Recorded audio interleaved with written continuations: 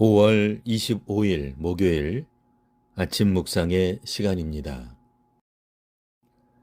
오늘 우리에게 주시는 하나님 말씀은 구약성경 민수기 35장 30절에서 34절까지 말씀입니다. 사람을 죽인 모든 자, 곧 살인한 자는 증인들의 말을 따라서 죽일 것이나 한 증인의 증거만 따라서 죽이지 말 것이요. 고의로 살인죄를 범한 살인자는 생명의 속전을 받지 말고 반드시 죽일 것이며, 또 도피성에 피한 자는 대제사장이 죽기 전에는 속전을 받고 그의 땅으로 돌아가 거주하게 하지 말 것이니라. 너희는 너희가 거주하는 땅을 더럽히지 말라. 피는 땅을 더럽히나니 피 흘림을 받은 땅은 그 피를 흘리게 한 자의 피가 아니면 속함을 받을 수 없느니라. 너희는 너희가 거주하는 땅, 곧 내가 거주하는 땅을 더럽히지 말라. 나 여호와는 이스라엘 자손 중에 있음이니라. 아멘. 땅에 무죄한 자의 피를 흘리는 것은 그 땅을 더럽히는 것이 됩니다. 사람의 피를 흘리고 생명을 빼앗는 것은 생육하고 번성하라는 하나님의 명령을 어기는 일입니다. 출애굽 백성은 광야를 거쳐 이제 가나안에 입주하게 됩니다.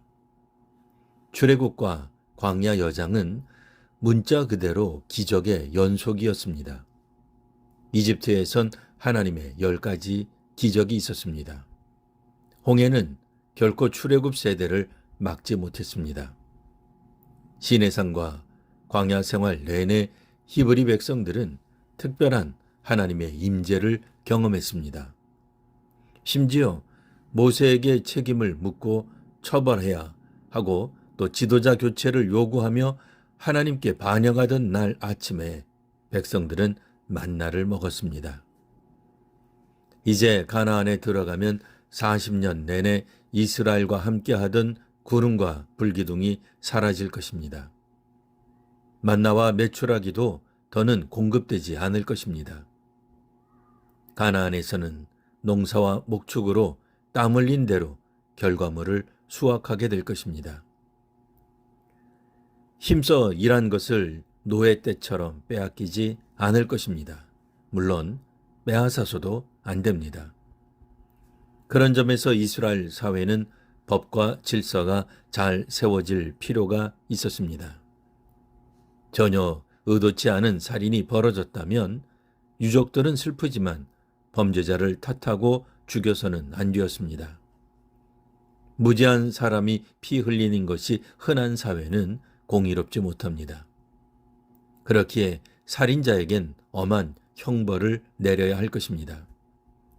그리고 그 죄를 판단하기 위해서는 신중할 필요가 있습니다.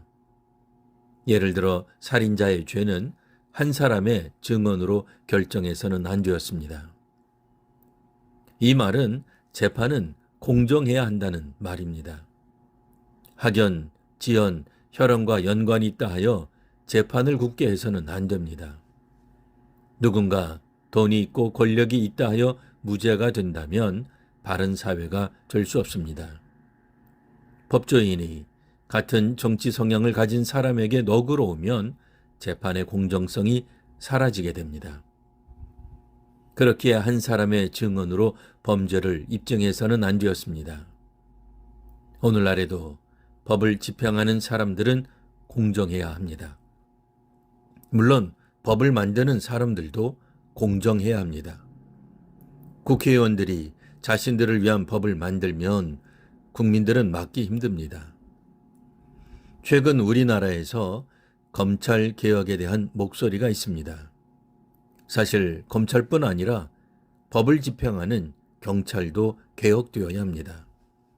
변호인과 판사, 국회의원 역시 공정성을 잃어서는 안 됩니다.